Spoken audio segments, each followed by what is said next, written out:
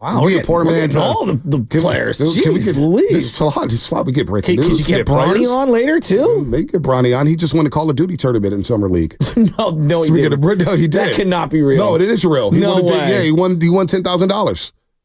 $10,000 because he needs it. You know, as a second round pick with $7 million guaranteed. Hey, what was that? He's a straight shooter. You're not game. Kidding. Relax, everyone. No. He won the Call of Duty tournament. By golly, he won the Call of Duty. I mean, there's a Kyler joke in there. What, huh? I mean, this guy's working on his Call of Duty craft more than his actual craft. He won the Call of Duty tournament. Hey, he had a game-tying three-pointer yesterday. He had like 12 points. That was his first three in Summer League. He's been objectively one of the worst Summer League players. That was his first three in Summer League, right? He did play. What do you have, 12 or 13? 12 points. Yeah. Okay. It was a good game. But, like, come on, guys. Yeah. He's been one of the worst. Here it is. G Leaguer or whatever. Lakers Bronny James win the Call of Duty tournament during the 2024 NBA Summer League. Earns $10,000 prize. And the article starts off by saying, it leads with this.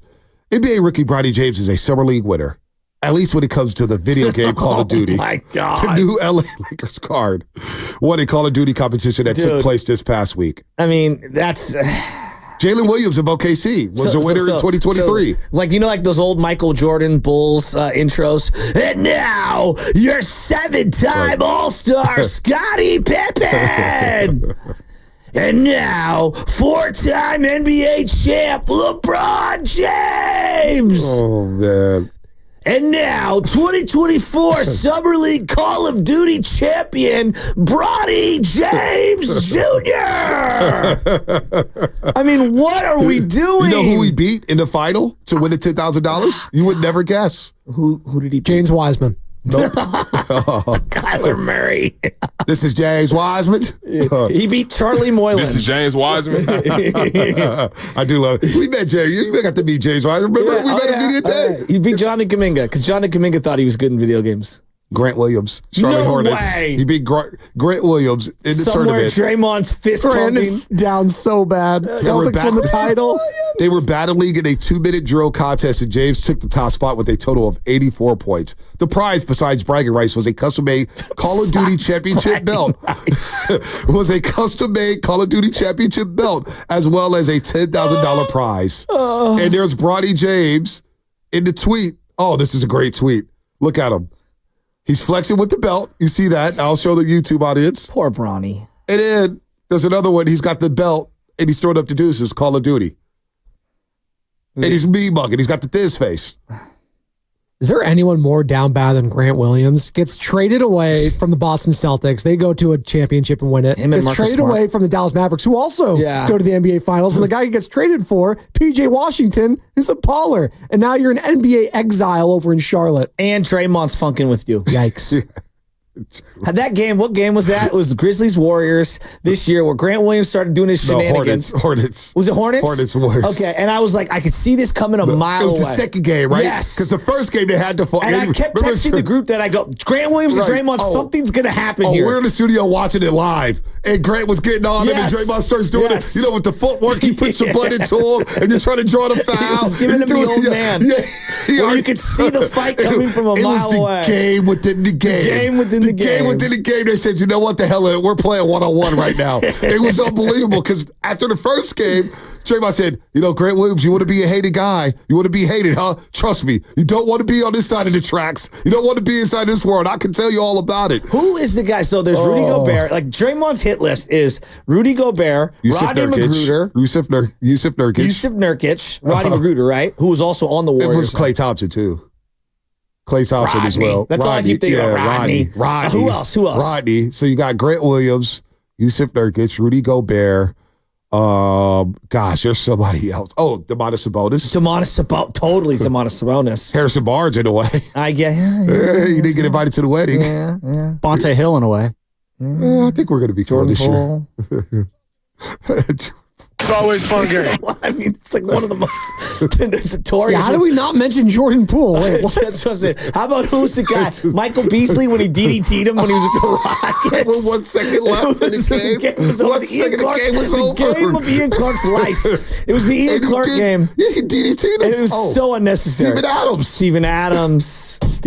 Who was the guy from Memphis? King-size Kiwi. Who was the guy from Memphis he just absolutely hammered from behind? Oh, Brady Clark. And then he tried to hold him up. Brady Clark. He hammered him. And then he ran out. And then he did a WWE promo and ran out the stadium at FedEx Forum. And the Warriors ended up winning the game.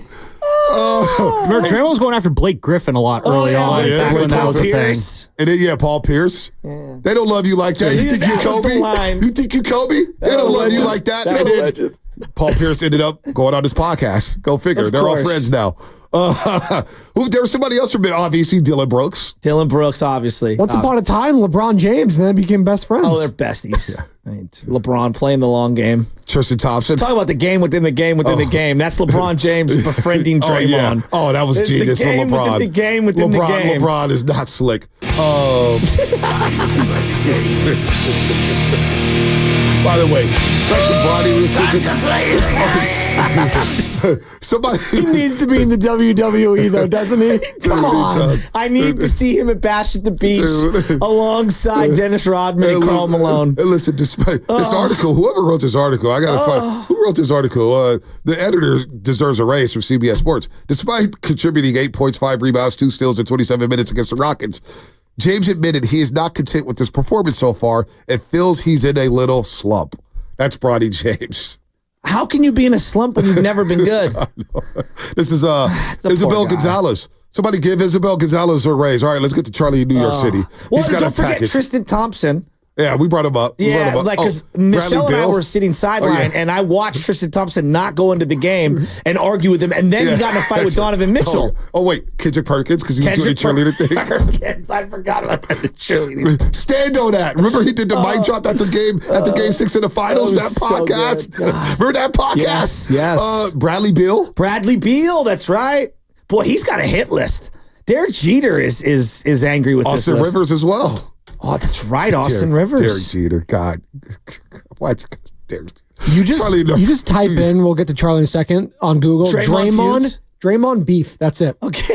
1, 2, 3, 5, like 6 different names. It's just the first page.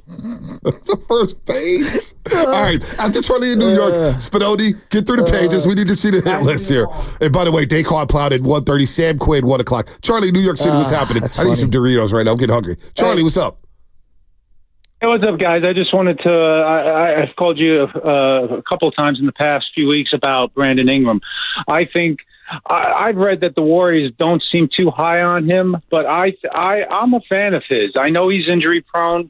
He's 26, and you could say the same thing about Lowry. So given a choice, if I had a choice between, let me backtrack. I think you can get Ingram because the Pelicans want to move off him for a package around maybe a Wiggins, Moody, some picks.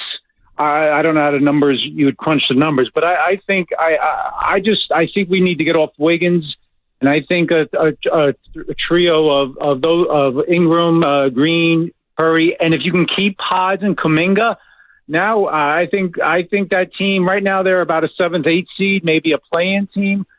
I think that would elevate them to maybe a 4 or 5 seed. I agree. I do not want to trade Kuminga or Pods for Lowry, although I wouldn't be totally upset by that. But if you're telling me you can keep those two and you bring in Ingram and you can move off of Wiggins, who needs a change of scenery, and we're all tired of his act, all due respect to his personal stuff, and maybe Moody would get a chance to play somewhere, and I would be willing to move off of a couple number ones. I think then we can get excited. Anyway, that's all I got, guys. I'll keep listening. Good call, Charlie. Good call. Now, I'm not mad at you. Brandon Ingram may be the guy to go after. Does he fit with Steve Kerr? Would Steve Kerr adjust to him? Does Steve Kerr have any other choice? I don't know. I mean, I don't mean that in like a negative way, but like if he gets on the team, like again, just because we had an issue a couple like years ago or whatever it was, we can get over it. Yeah, we can all get over it. Creative tension is something we can get through. We can all get over it. The Houston Rockets, that's right. Rockets. The Rockets coming out to play. Right. Totally forgot about that. Google search, just Draymond beef. First one, Draymond Green, Rudy Gobert beef explained. Second one, Draymond Green explains his beef with Charles Barkley. Third, Draymond Green continues his beef with Kevin Durant. 4, shocking details of Draymond Green versus Jordan Poole. 5, Draymond Green, Yusuf Nurkic beef moves on. And then it goes just more and more. It's just unbelievable. I mean, he is the WWE's version in the NBA, right? I mean, I'm not going to sugarcoat it. You can sit here and do a sugarcoat job. I mean, let's just play the whole cut. Sugarcoat job. I mean, I'm not going to sugarcoat it. You can sit here and do a sugarcoat job. I've had that conversation with him many times. Sure. And he understands it. Hopefully, he doesn't mess up going forward. I don't think he will, but I always think he won't. I love the guy. He's a tremendous competitor.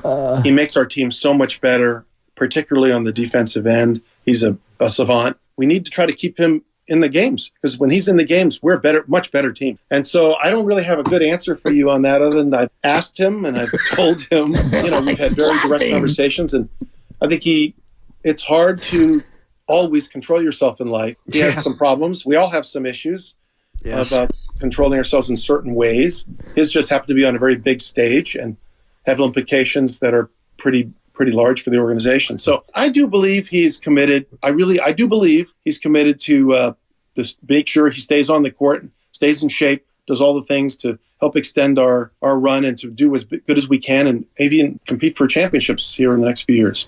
He couldn't even keep a straight face through that thing. He laughed like 4 times.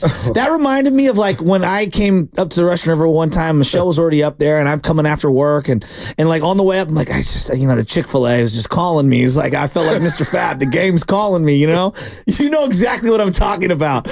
And you're like and I drove past one in Novato, and then I kept going, and then like the one in Rohnert Park, I was like, I gotta go to the bathroom, and we're just gonna go, and then I just go, and so I eat the whole Chick-fil-A, and I thought I threw everything away. Well, I had left one of the napkins in the bottom underneath the car seat. She was helping me bring stuff up into the house, and she's like, "Did you eat?" I'm like, "No, I didn't eat anything." And she's like, "You didn't eat anything?" I go, "No, I didn't eat anything." "What about this Chick-fil-A napkin?" And I was like, "Yeah, I didn't eat anything." And like just smiling as I'm admitting it through it. I can't lie about Taco Bell because the shredded cheese gets everywhere. Well, and it smells the car. I know.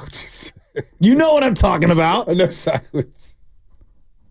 By the way, I'm not going to sugarcoat it. You can sit here and do a sugarcoat job. Dante Exum, that's another one on the list too. Dante Exum. Hit him in the throat at one point. Marquise Chris. Wait. Dante Exum. I don't even remember. Oh yeah, no. There's just a video. There's NBA, so many of them. I can't even remember. NBA Reddit thread. There's just a list of all the links to go to these certain plays where Draymond hit people. Oh, we got to go. By the way, guys, we got to go. Where do we have to go? Sam Quinn, CBS Sports, coming up next.